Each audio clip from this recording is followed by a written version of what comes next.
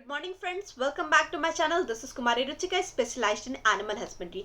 तो आज हम एक बहुत ही सीरियस प्रॉब्लम का प्रैक्टिकल सॉल्यूशन लेकर के आए। अगर आपकी गाय या भैंस बार बार रिपीट हो रही है, बार बार हीट में आ रही है लेकिन प्रेग्नेंट नहीं हो रही, और आप सीमेन, बुल सर्विस और दवा सब कुछ ट्राई कर चुके हैं फिर भी रिजल्ट जीरो है, तो समझ लीजिए आज की वीडियो आपके लिए गेम चेंजर होने वाली है। क्योंकि रिपीट ब्रीडिंग का मतलब होता है दूध कम होना, खर्चा ज्यादा होना, टाइम वेस्ट होना और डेयरी में हेवी लॉस होना। तो इस वीडियो में हम आपको रिपीट प्रॉब्लम के असली रीजन, गलतियों से होने वाले 90% फार्मर्स जो वो कर देते हैं उसके बारे में, स्टेप बाय स्टेप देसी और scientific solution, exact timing, quantity और मेथड, ये सब कुछ डिटेल में बात करने वाले हैं। वीडियो को एंड तक जरूर देखिएगा क्योंकि आधी इंफॉर्मेशन बहुत ज्यादा हानिकारक होती है। अब बात करते हैं रिपीट प्रॉब्लम होती क्या है। सबसे पहले ये समझना जरूरी है, जब गाय हीट में आती है, सीमेन या बुल की सर्विस होती है लेकिन 21 दिन बाद दोबारा हीट में आ जाती है, इसको कहते हैं रिपीट ब्रीडिंग। याद रखिए, रिपीट ब्रीडिंग सिर्फ और सिर्फ बच्चेदानी को इशू नहीं होता, इसका रिलेशन जो होता है वो पेट के कीड़े, मिनरल्स की कमी, हार्मोनल इनबैलेंस, गलत टाइमिंग, गलत फीडिंग, गलत सर्विस मेथड, ये सब से होता है।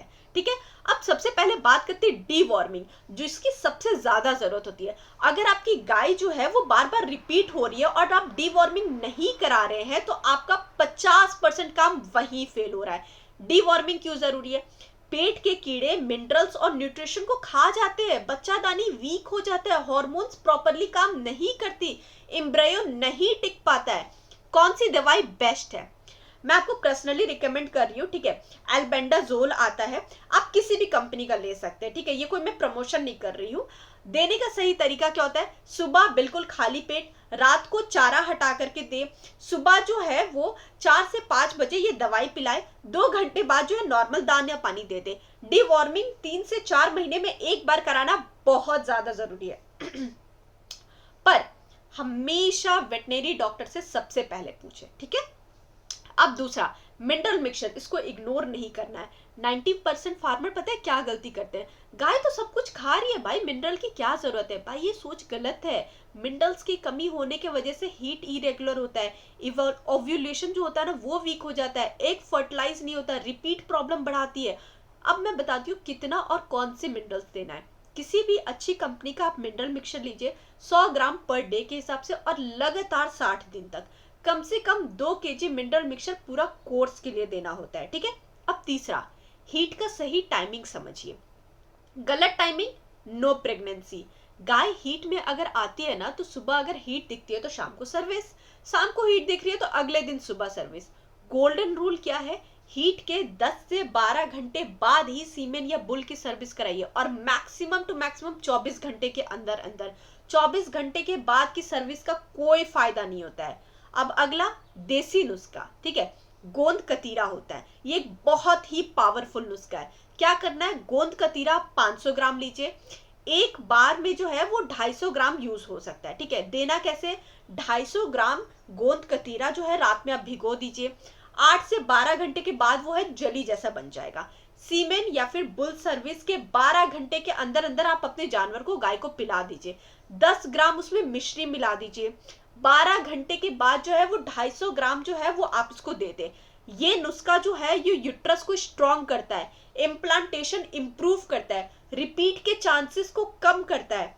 अब बात करते हैं भैंस का दूध और बेसन का नुस्खा। ठीक है, बहुत कम लोग जानते होंगे लेकिन ये रिजल्ट बहुत ही माइंड ब्लोइंग देता है। भैंस का दूध 1 लीटर, पानी 1 लीटर और बेसन आप 250 ग्राम लीजिए। दूध प्लस पानी प्लस बेसन को अच्छी तरह से मिक्स कीजिए, हल्की सी आंच पे पकाइए। जब मिक्सचर आधा रह जाए ना तो गैस को बंद कर दीजिए। ठंडा होने पर सिर्फ एक बार अपनी गाय को पिलाए, इससे हार्मोन्स जो है वो बैलेंस हो गया, बच्चादानी को न्यूट्रिशन मिलेगा। अब अगर फिर भी रिपीट हो रही है तो क्या करें? अगर 24 घंटे के बाद भी गाय रिपीट हो रही है ना, अगले दिन एक बार तुरंत सर्विस कराइए। कभी कभी तो डबल सर्विस होना बहुत ज्यादा जरूरी है।